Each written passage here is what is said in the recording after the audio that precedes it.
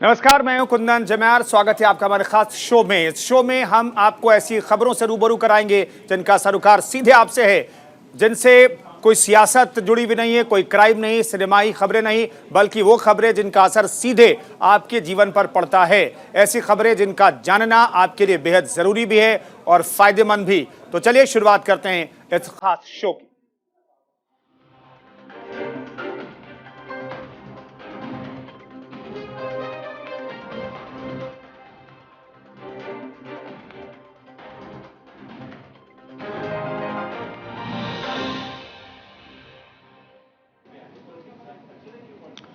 Note और उसके symbol को लेकर इन दिनों देश में बहस चल निकली है। नोट पर लक्ष्मी गणेश और अंबेडकर की फोटो छापने की मांग हो रही है। तो यहां सवाल यह उठता है कि क्या भारतीय करेंसी पर अलग अलग तस्वीरें छापी जा सकती है, यह हम आपको बताएंगे। लेकिन उससे पहले जरा यह जान लीजिए कि नोट पर बहस क्यों चल पड़ी है और भारतीय करेंसी का इतिहास क्या रहा है।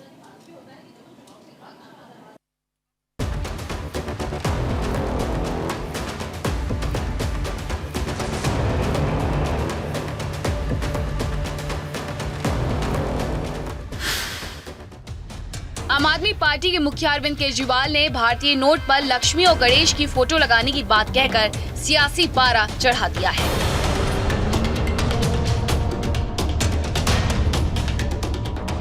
दिल्ली के सीएम अरविंद केजरीवाल का कहना है कि नोटों पर गांधी जी की तस्वीर के साथ लक्ष्मी और गणेश की भी फोटो होनी चाहिए। भारतीय अर्थव्यवस्था काफी नाजुक दौर से गुजर रही है। हम सब लोग देख रहे हैं कि किस तरह से डॉलर के मुकाबले में रुपया दिन प्रतिदिन कमज़ोर होता जा रहा है। मेरी केंद्र सरकार से, प्रधानमंत्री जी से अपील है, भारतीय करेंसी के ऊपर एक तरफ गांधी जी की तस्वीर है, वो वैसे ही रहनी चाहिए, लेकिन दूसरी तरफ श्री गणेश जी की और श्री लक्ष्मी जी की तस्वीर भारतीय करेंसी के ऊपर लगाई जाए। तो इससे पूरे देश को उनका आशीर्वाद मिलेगा। हालांकि बीजेपी इसे सिर्फ सियासी स्टंट बता रही है। बीजेपी का कहना है कि ऐसा बयान देकर अरविंद केजरीवाल अपनी इमेज हिंदू प्रेमी की बनाना चाहते हैं, जो कि वे हैं नहीं।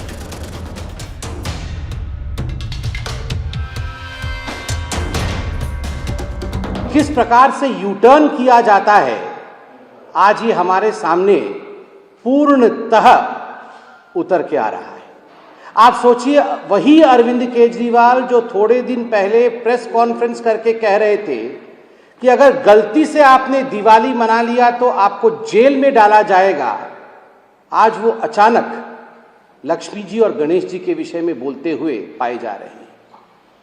दिवाली लक्ष्मी जी और गणेश जी का पर्व है और दिवाली मनाने पर जेल में डालने की धमकी देने वाला व्यक्ति आज किस प्रकार का यू टर्न ले रहे हैं, आज किस प्रकार का ढोंग कर रहे हैं, यह भी हम देख रहे हैं।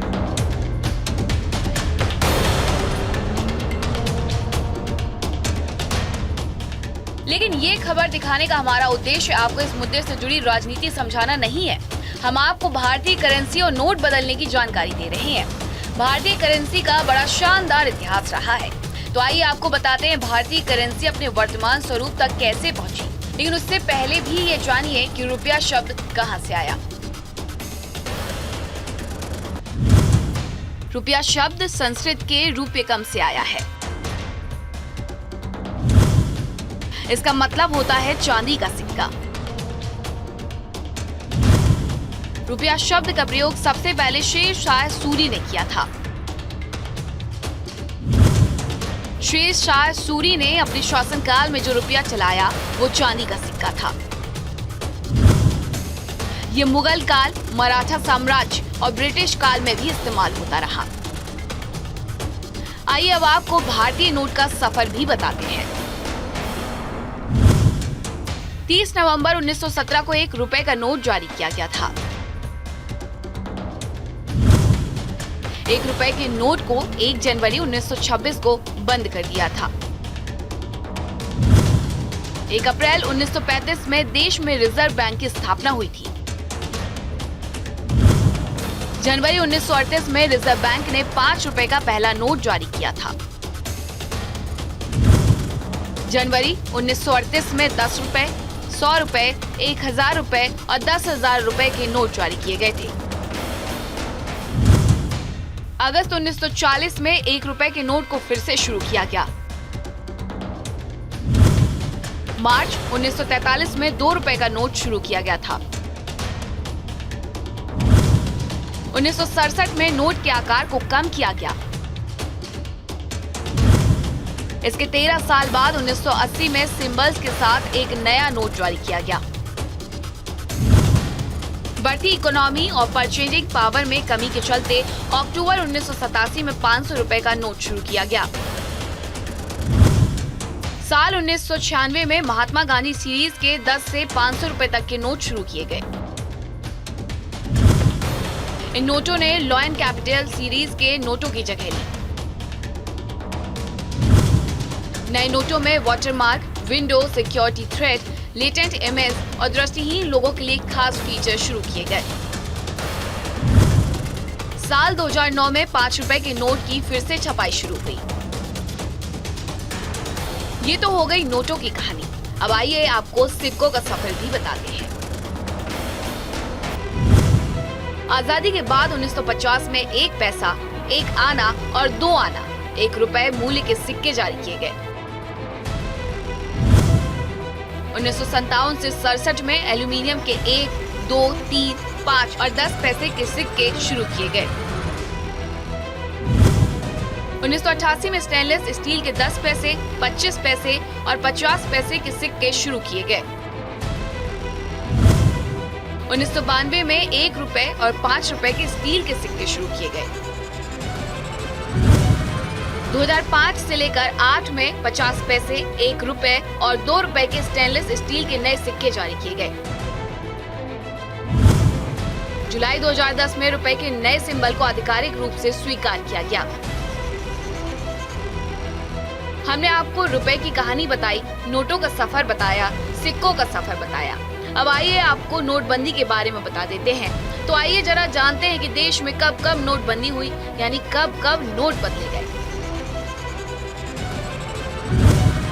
12 अगस्त 1946 को 500 रुपए, 1000 रुपए और 10,000 रुपए के नोटों को बंद कर दिया गया। काले धन को रोकने के लिए ऐसा किया गया था। 1954 में 1000 रुपए, 5000 रुपए, 10,000 रुपए के नोट फिर से जारी किए गए। लेकिन 16 जनवरी 1978 को 100 रुपए से ऊपर के सभी नोटों को चलन से बाहर कर दिया गया। 1987 में 500 रुपए और साल 2000 में 1000 रुपए के नोट को फिर से उतारा गया। 1995 में 1 रुपए और 2 रुपए के नोटों को बंद कर दिया गया। साल 2011 में 25 पैसे और उससे नीचे के सारे सिक्के चलन से बाहर कर दिए गए। रुपए के नए सिंबल के साथ 50 पैसे का सिक्का और 1 रुपए, 2 रुपए, 5 रुपए, 10 रुपए के नए नोट शुरू किए गए। इसके 1 साल बाद 2012 में महात्मा गांधी सीरीज के 10 रुपए, 20 रुपए, 50 रुपए, 100 रुपए, 500 रुपए और 1000 रुपए के नोटों पर रुपये का नया साइन लगाया गया। नवंबर 2016 में 500 और 1000 रुपए के नोटों को चलन से बाहर कर दिया गया।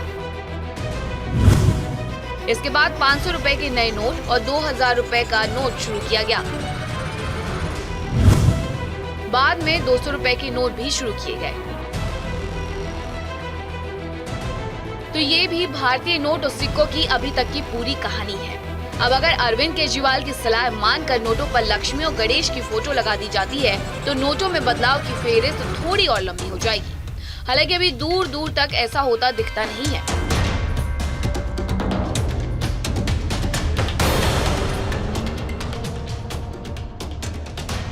केजरीवाल पहले नहीं है जिन्होंने इस तरह की मांग की है। इससे पहले बीजेपी नेता सुब्रमण्यम स्वामी ने भी 2 साल पहले नोटों पर भगवान गणेश और देवी लक्ष्मी की तस्वीर छापने की मांग की।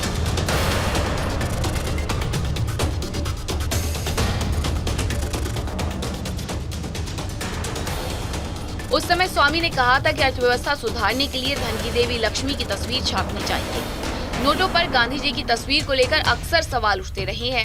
अभी कुछ दिन पहले ही अखिल भारतीय हिंदू महासभा ने भी मांग की थी कि नोटों पर महात्मा गांधी की जगह नेताजी सुभाष चंद्र बोस की तस्वीर छाप देनी चाहिए। लेकिन सवाल है कि क्या ऐसा हो सकता है?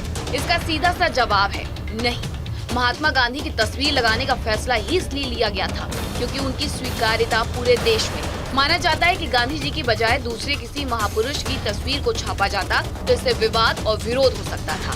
यही वजह थी कि नोटों पर महात्मा गांधी की तस्वीर छापने का फैसला लिया गया।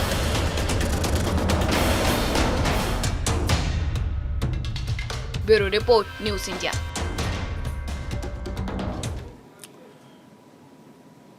तो कल अरविंद केजरीवाल मीडिया के सामने हुए, प्रेस कॉन्फ्रेंस उन्होंने की और कह दिया कि गांधी जी की तस्वीर तो रहने दीजिए, दूसरी तरफ लक्ष्मी और गणेश जी की तस्वीर भी नोटों पर चस्पा कर दीजिए। नए नोटों को लेकर के उन्होंने ये बात कही है। लेकिन क्या ये संभव है? इसके पीछे की कहानी क्या हो सकती है? इस पर बातचीत करने के लिए अर्थशास्त्री यामिनी जी हमारे साथ मौजूद हैं। यामिनी अग्रवाल। यामिनी जी, सबसे पहले हम समझना चाहेंगे, हम अपने दर्शकों को नोट के जो इतिहास रहा है, भारत में नोट में बदलाव का इतिहास जो रहा है, वो हमने आपको अपने दर्शकों को समझाने की कोशिश की।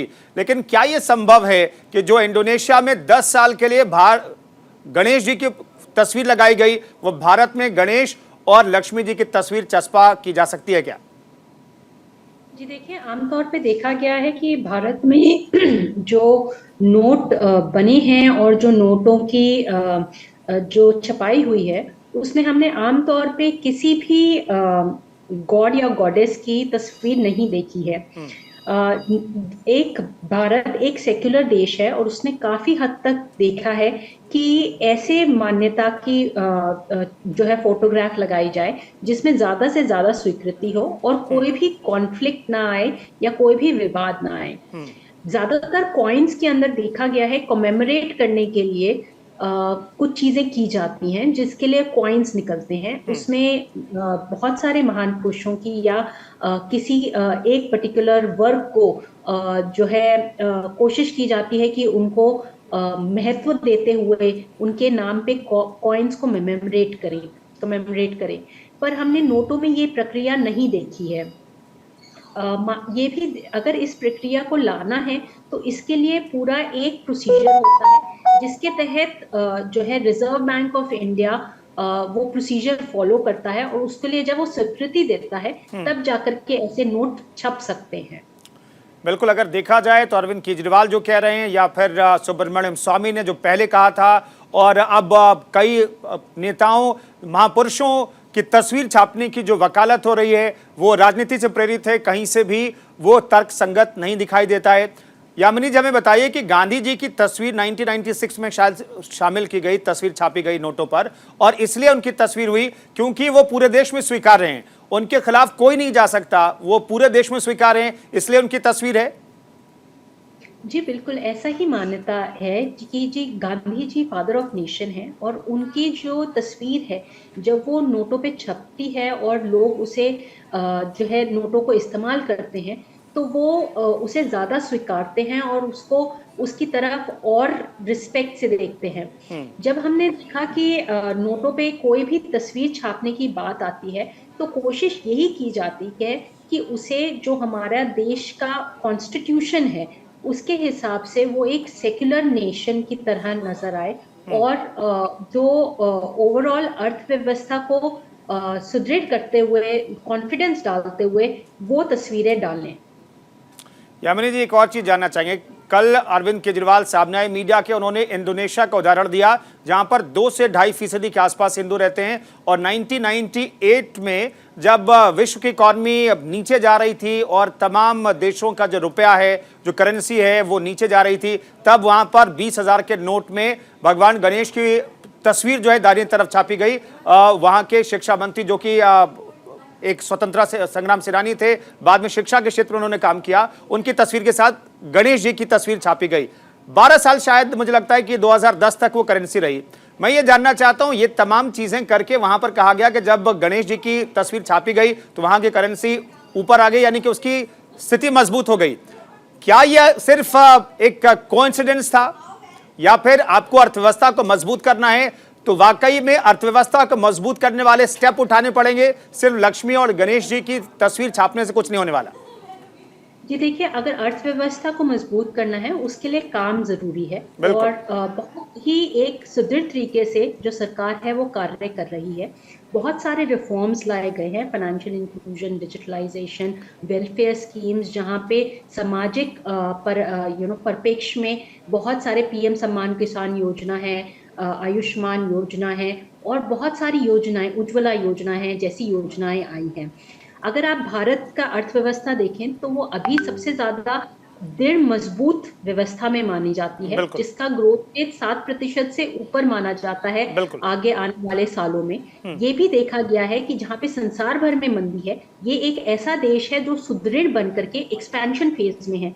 अगर परचेजिंग मैनेजर पावर इंडेक्स देखें तो उसके हिसाब से भी 55% है, जिसमें एक्सपेंशन फेज दिख रहा है। ओवरऑल जहाँ पे संसार भर में स्थिति बहुत अच्छी नहीं है, यहाँ पे अगर आप देखें दिवाली पर भी काफी सारी परचेजेस हुई हैं, लोग वापस अपनी इकोनॉमी पे वापस आए हैं, जॉब क्रिएशंस हुई हैं, वैक्सीनेशन के आते ही लोग वापस अपने काम पर जा पाए हैं। कोविड को बहुत अच्छी तरीके से हैंडल किया गया, जहाँ पे कम से कम नुकसान हुआ लोगों का और वो वापस अपनी जॉब्स पर जा पाए। ये भी देखा गया है कि जो जीएसटी की कलेक्शंस हैं या डायरेक्ट टैक्स कलेक्शंस हैं वो ऊंचाई छू रही हैं। ये भी देखा गया कि जो अर्थव्यवस्था में जो हमारे फॉरेन एक्सचेंज रिजर्व्स थे उनमें अभी कमी आई है, पर वैसे ओवरऑल वो काफी अच्छी स्थिति पर है। स्टॉक मार्केट्स को अगर आप देखें तो उनके भी इंडिकेशंस काफी अच्छे रहे हैं। आईपीओस को देखें वो भी एक अच्छे माहौल से जा रहे हैं। तो अर्थव्यवस्था सुदृढ़ है। अगर आप कहें जो लक्ष्मी गणेश की तस्वीर को लेकर के अभी जो बवाल उठ रहा है वो ज्यादातर एक इलेक्शन के परावेश में आ रहा है, जो एक शायद सही नहीं है, क्योंकि अगर इन्हें ये करना था तो 70 साल पहले करना था, जिसके तहत हमारा जो विभाजन हुआ था उसमें हिंदू राष्ट्र बनाने की कोशिश की थी भारत को और हिंदुओं का एक मेजॉरिटी रखने की कोशिश की थी। अगर ये उस समय से लागू करते तो ज्यादा समझ में आता, लेकिन अब जब इलेक्शंस हैं और गुजरात में 88% लोग जो है हिंदू हैं, उनकी भावनाओं के साथ या उनके साथ जो ये बिल्कुल, ये सिर्फ एक पॉलिटिकल स्टंट है, एक तरीके से पॉलिटिकल माइलेज लेने की कोशिश है, हिंदुत्व के तरफ रुख करने की कोशिश है। हिंदुत्व के पिच पर बीजेपी खेलती है, बैटिंग करती है, वहां पर उसको फायदा मिलता है और शायद यही फायदा अरविंद केजरीवाल उनकी पार्टी लेना चाहती है। यामिनी जी, आप ये कह रही हैं कुल मिलाकर के ये कोशिश है अरविंद केजरीवाल की इस मुद्दे को उठाने के पीछे। लेकिन एक चीज मैं और जानना चाहता हूं, भारतीय रुपया ऐतिहासिक तौर पर बहुत कमजोर हुआ है डॉलर के मुकाबले, ये क्यों हो रहा है? क्या जो कहा वित्त मंत्री ने कि रुपया कमजोर नहीं हो रहा है, डॉलर वैश्विक स्थिति की वजह से ज्यादा मजबूत हो रहा है, इसलिए रुपया कमजोर हुआ है? दरअसल मैं ये सवाल इसलिए कर रहा हूं क्योंकि कल अरविंद केजरीवाल ने भी ये बात कही कि रुपया कमजोर हो रहा है और उसको ऊपर उठाने के लिए अगर गणेश जी और लक्ष्मी जी की तस्वीर उसमें लगा दी जाए तो शायद कुछ चमत्कार हो जाए। जी देखिए, लक्ष्मी और गणेश लोगों के दिलों में बसते हैं, उनकी मान्यता बहुत ज्यादा है, पर अगर हम रुपए के परिप्रेक्ष्य में देखें तो जो वित्त मंत्री ने कहा वो बिल्कुल सही कहा। जो फेडरल रिजर्व बैंक है, जो यूएस का सेंट्रल बैंक है, वो अपने ब्याज दरें जो है बढ़ाता जा रहा है और उन ब्याज दरों के बढ़ाने की वजह से जो बाहर के निवेशक हैं वो उनकी तरफ खिंचते जा रहे हैं और डॉलर को खरीद रहे हैं। इस खरीदने की वजह से जो डॉलर है वो बढ़ता जा रहा है और वो चाहे पाउंड हो, यूरो हो, येन हो, उसके मुकाबले भी काफी मजबूती पे है। अगर आप देखें जो भारत की अर्थव्यवस्था है उसकी स्थिति काफी मजबूत है। अंतरराष्ट्रीय एजेंसी जैसे IMF है, मूडीज है, उन्होंने सोवरेन रेटिंग जो है उसकी कायम रखी है। माना जाता है फिस्कल डेफिसिट्स पे काफी कंट्रोल है और फिस्कल प्रूडेंस के ऊपर काफी मान्यता रखी जा रही है। ओवरऑल अर्थव्यवस्था 7% से ऊपर की ग्रोथ में मानी जा रही है और इन्फ्लेशन, महंगाई दर जो बहुत ज्यादा है उसको भी कंट्रोल करने की कोशिश की जा रही है। जो एक ग्लोबल फिनोमेना महंगाई का जो यूएस में भी है, यूके में भी है, वो भारत में भी एनर्जी क्राइसिस की वजह से आ रहा है। तो जो यूएस डॉलर है वो मजबूत होता जा रहा है, जिसके परिप्रेक्ष्य में जो भारत की करेंसी है, क्योंकि वो अच्छा परफॉर्म कर रही है पर उतनी मजबूती पे नहीं जा पा रही, इसलिए वो वीकन हो रही है। इसलिए जो हम कह रहे हैं वो अर्थव्यवस्था के मुकाबले में नहीं होगा, ये एक कंपैरेटिवली देखा जाना चाहिए। और जो डॉलर का मजबूत होना है वो यूएस इकोनॉमी में मान रहा है कि उन्हें रिसेशन में पुट फॉरवर्ड करेगा या रिसेशन की तरफ लेकर के जाएगा, इसलिए वो बहुत अच्छा परिप्रेक्ष्य नहीं है। यामिनी जी, एक चीज और समझा दीजिए, प्रक्रिया समझा दीजिए हमारे दर्शकों को कि अगर रुपया में अगर कोई बदलाव करना है, नोट में, करेंसी की तस्वीर में कोई बदलाव करना है, तो उसकी प्रक्रिया क्या होती है? क्या केंद्र सरकार या फिर केंद्र सरकार सुझाव आरबीआई को दे सकती है कि इस व्यक्ति, इस महापुरुष या इस भगवान की तस्वीर को आपको लगाना है? क्या केंद्र सरकार ये रिकमेंड कर सकती है? आरबीआई अगर तय करता है कि इस तस्वीर को हमें रुपये में, नोट में डालना है, तो क्या आरबीआई स्वतः ये फैसला ले सकता है? क्या होती है प्रक्रिया अगर हम बदलाव करना चाहें तो? ये देखिए, अगर किसी को भी कोई भी नोट के अंदर या जो है बदलाव लाना होता है, उसके लिए जरूरी है कि आरबीआई और सेंट्रल गवर्नमेंट उसके ऊपर जो है अपनी मोहर लगाएं। अगर सेंट्रल गवर्नमेंट में कैबिनेट अप्रूव करती है किसी नोट के ऊपर कोई बदलाव लाने के लिए, तो वो आरबीआई उसको मान्यता देती है। अगर आरबीआई कोई सुझाव भेजती है कैबिनेट की तरफ और वो वहां से अप्रूव होता है, तब उसको वो मान्यता मिलती है।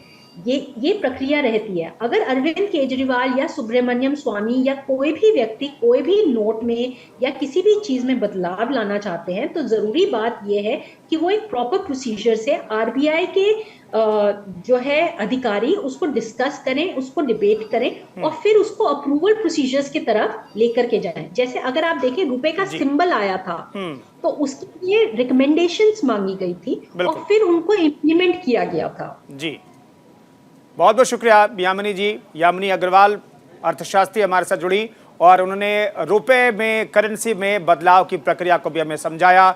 और यामिनी अग्रवाल भी कह रही हैं कि ये जो डिमांड की जा रही है और इस टाइम, इस वक्त चुनाव से पहले जो डिमांड की गई है कि भारतीय करेंसी में भी लक्ष्मी और गणेश जी की तस्वीर छापी जानी चाहिए, ये सिर्फ राजनीति से प्रेरित है। इसका अर्थशास्त्र और रुपए की मजबूती से कोई लेना देना नहीं है।